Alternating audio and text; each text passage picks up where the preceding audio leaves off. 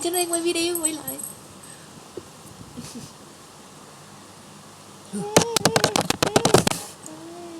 Nghĩ cái gì chuyện đây coi.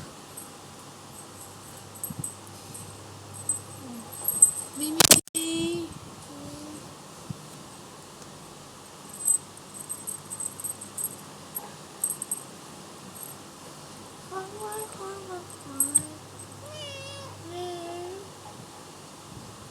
Quay phim ơi. Chạy lại đây coi, chạy nó coi.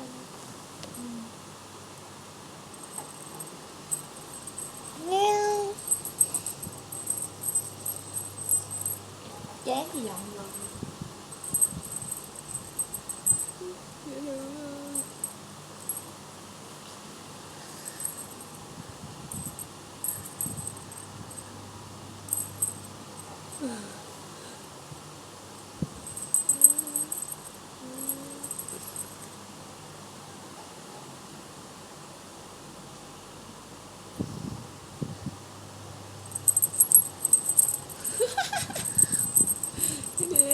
Trời mấy dễ thương.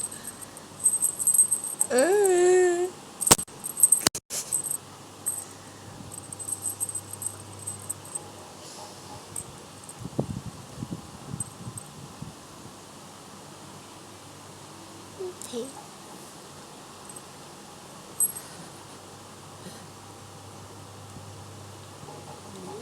Người ta coi video ngày tử, con mày trắng này con mày trắng này.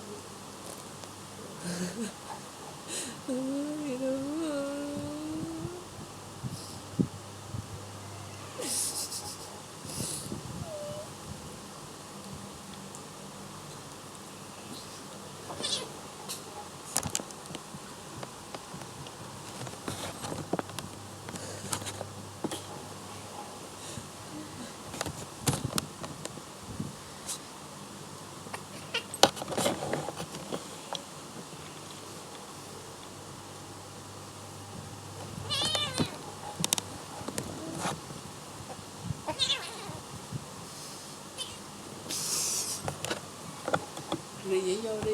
Đi vô lên.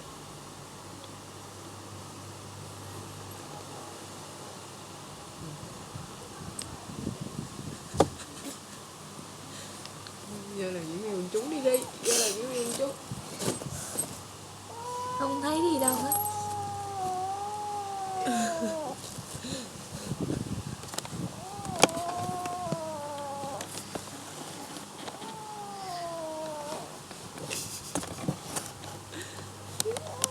Tránh ra bao vậy? Đi cái tỷ cái mặt vô.